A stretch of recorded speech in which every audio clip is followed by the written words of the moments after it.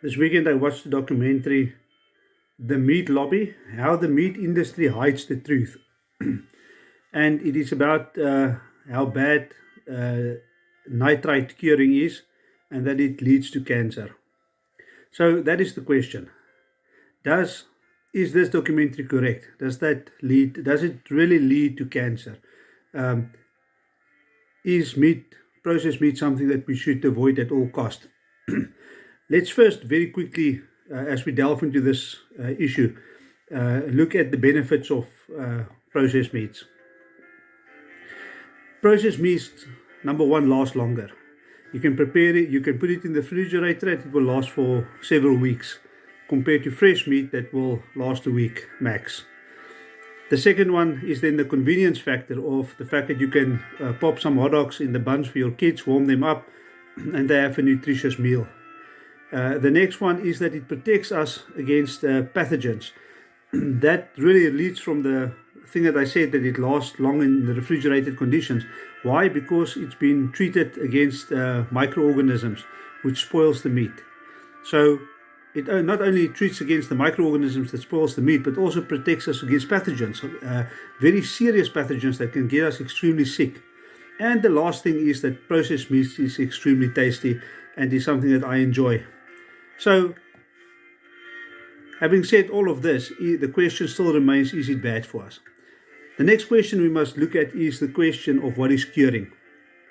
Curing is really only one thing, and that is the application of a very small molecule, nitric oxide, to meat protein, to myoglobin. Nitric oxide can be accessed through several ways. And I'm going to refer to what we call reactive nitrogen species.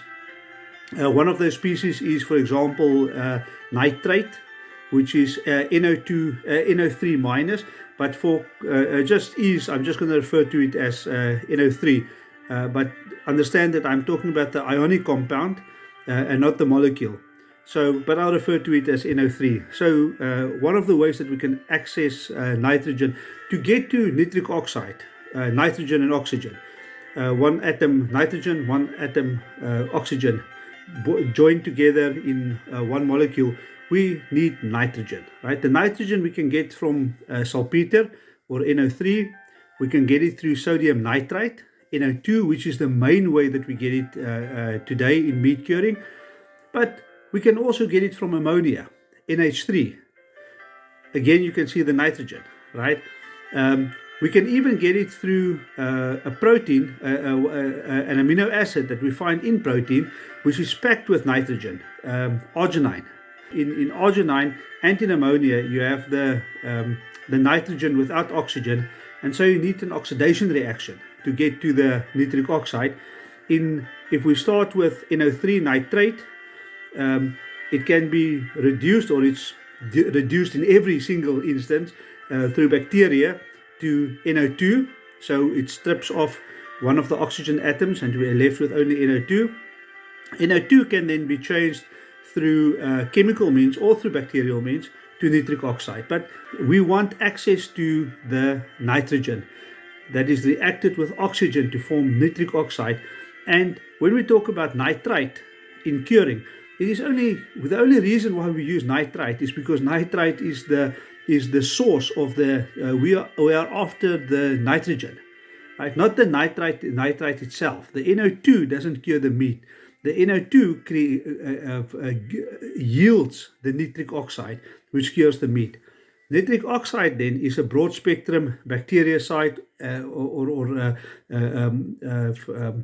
antimicrobial side, if you want to call it that, which is the thing that preserves the meat, right, and attacks the pathogens and get rid of the pathogens and gives us longevity for the meat. Before we get into detail, let me very quickly give you my own personal background. In 2008, I created the company Woody's Consumer Brands in Cape Town, and we were fortunate enough to grow it into a fairly large supplier of bacon into South Africa. When I left the company in 2018, we were doing between 10 and 15 tons of bacon at some points per day. So when I started the brand in 2008, one of the first questions I asked is nitrate curing good for you, right? And I started my experience through nitrate curing of meat, the classic work by Dr. Peck and Sahidi. And they really introduced me to this concept. And since then, for the last 15 years, I made this the focus of my work. But the way that my mind works is that it works very slowly. It's like curing. It's not an immediate, instantaneous reaction. It takes a little bit of time for fermentation to take place up here and for things to start sinking in. So it took me a long time to work through the pertinent issues and to start understanding it. When I was in my 20s, I came across the work of Michael E. Porter and his classic works, Competitive Strategies and the Competitive Advantage of Nations. And Michael Porter really laid the foundation of an approach that I used all my life, and that is to begin with at the beginning. Where did anything start? What is the basic principles that gave rise to anything? And so I wanted to understand how the meat curing industry started, and the results of my work I chronicled in the EarthwormExpeess. So earthworm, like the earthworm that is worming around in your garden, and express as in a newspaper, Pony Express. Right, so this is the EarthwormExpeess. You look for earthwormexpress.com, and here I trace the origins of anything pertaining to the meat industry as far back as I could, and I wanted to see their logical developments, and an absolutely fascinating world opened up for me.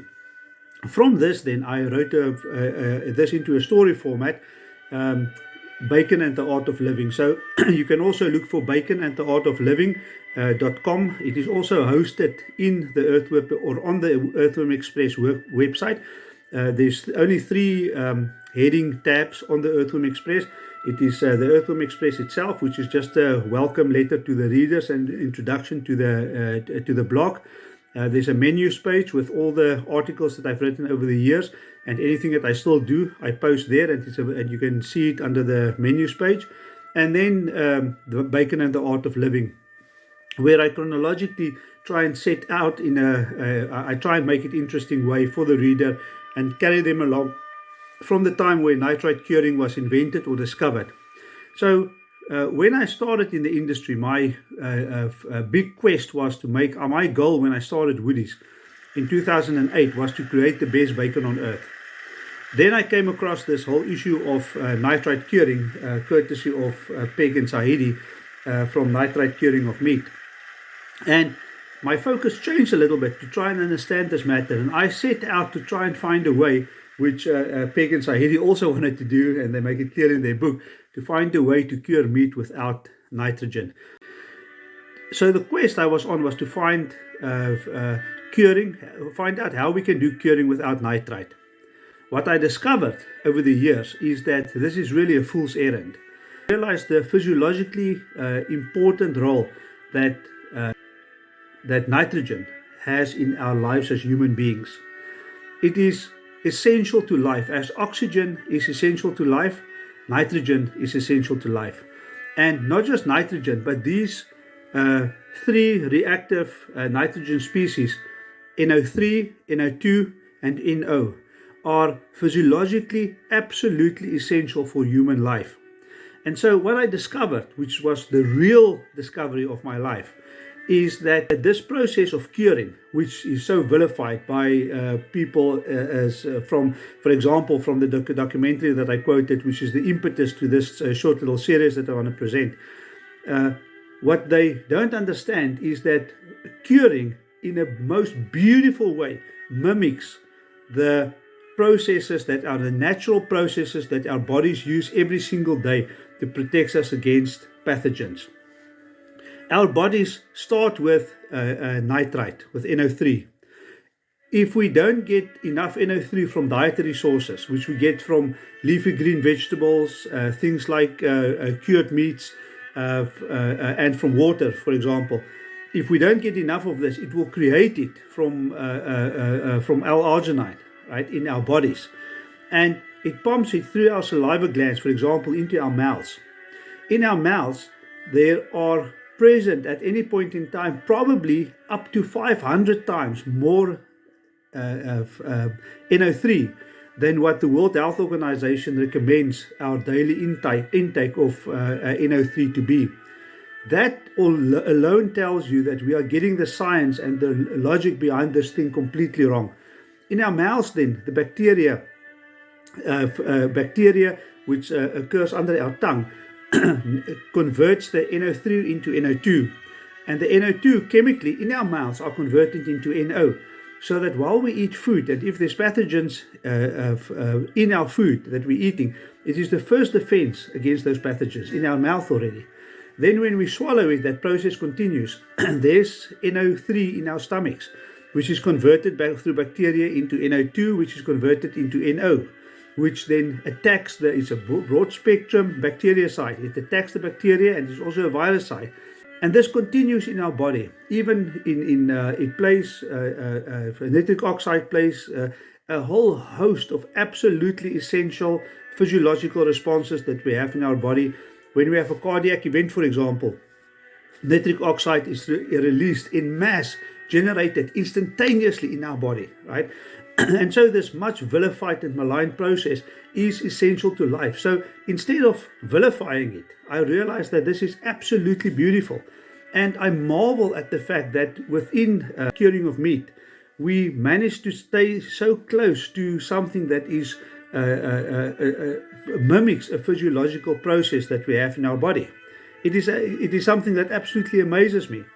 So when I look at the meat lobby, how the meat industry hides the truth, and documentaries like that, I find them to be characterized by disharmony, confrontational, not seeking true progress, not coming to really seriously understand it, trying to understand both sides of the argument.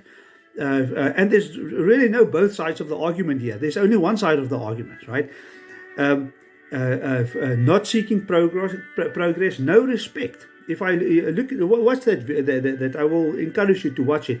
And at some point there's incidents where they ambush the I think the head of PR or marketing or something like that of the American Meat Association at the conference, and just see the way that they speak to this lady. No respect, no coming to her in the spirit of let's understand your position, let's have an open discussion about this, let's really try and see where we're going with this matter. No, they ambush her, they unannounced, there in a conference setting, they ambush her and they push her into a corner, completely one-sided, and honestly, as much as they accuse the curing industry to be in it for money, it seems to me as if they're in it for money. You know, they want to seek sensation. The newspapers want to sell their newspapers. They want to get readers. They want to get clicks on their links and on their blogs and however they generate their revenue. They've got commercial interest as much as they accuse the meat industry for having commercial interest. My own experience with the meat companies is that, and I've been in the industry for a long time now, I consult around the world on this matter. I work with companies who come to me and say to me, Eben, we want our workers to understand nitrate curing, the role of nitric oxide in curing. We want them to understand the basis that is behind this art that they are involved in. We want an honest evaluation on new papers and new research that comes out. And we honestly want the answer, are we really doing something that is wrong, that is harming the health of the consumers? Because if we are, we want to change that, right? And we want you to help us do that. But if we are not, we want you to help us formulate those responses. So it is not as they present. My personal experience, and I've been in the industry in a long time, I interact with those individuals. It is not that they come with ulterior motives and say, hide this matter as far as possible, because this is the truth. If we are not going to use nitrate to cure meat, or nitrate, or access nitric oxide some other way, the fact of the matter is that we can cure meat without the use of sodium nitrate. It is possible. We can cure meat without even starting with NO3, reducing bacterial to NO2. We can directly go to nitric oxide, right? But that's a whole different discussion. Let's not get into that now. But the fact that it is possible, right? is absolutely true. But we are still stuck with the nitrogen atom. We have not got rid of the nitrogen atom. Without the nitrogen atom, meat curing is simply not possible. End of the story, right? Without that, we will have to go and find another way to preserve the meat. If we want to make hot dogs and sausages and those kind of things that we can safely give to our children to consume, in busy schedules and all those kind of things with long shelf lives and all the convenience that we find from it. What other preservative are we going to use, right? So we're not going to use the one that the body uses to protect us against pathogens. No, all of a sudden, no, that is somehow unnatural. So the body is using an unnatural process. Let's outlaw the body's responses to pathogens, right? It's completely ludicrous, right? Things are, whether it's toxic or not, is dose dependent, right? I'll tell you another thing that is dose dependent are the reactive oxygen species, right? So if we want to say that the nitrogen is toxic, right? Well, so is the oxygen in the wrong dosage, right? I'll give you another one that is dose dependent and bad for you, and that is water. If we have too much water, right? If you go and drink 5 liters of water every half an hour, right, you're probably not going to survive it. The fact whether it's healthy or not is dose dependent. If you drink 500 milliliters every half an hour, it will probably be harmful to you. It's dose dependent, right? So the point I'm trying to make is that it is a little bit more complex than often presented in the media, right? And so what I'm going to do is I'm endeavoring to present a short series of these clips where I want to delve into the issue and talk you through some of these things, right? And my hope is that I can unlock some of the wonder and magic which is at the heart of the curing of meat, and really show you why I fell in love with this process. I'll speak to you about the reports that the World Health Organization issued on nitrite, and I will show you how the medical fraternity is handling this issue. Because if you want to talk about two completely opposing approaches, right, and results from research, it is what we find from the medical community and what we find from food scientists, right? But there's a very good reason why that is the case, right? And I'm going to talk you through this. At the end of the day, it is not such a big mystery, right? So relax. At the dosage that sodium nitrite is being used in meat curing plants around the world at the moment, I can guarantee you there is no harm, right? There is no boogeyman. There is no, but that there are issues that we need to really look at seriously. That is also true, right? And we ourselves as consumers have a big hand in that, because if we're just going to eat cured meats, well, I'm getting ahead of myself, right? We're going to unpack all of these things over the next while. All I want to tell you is join me on Facebook, follow these little chats or on LinkedIn or whatever social media platform that I end up on Twitter posting these things, and let's really unpack these things and demystify this issue in a responsible way.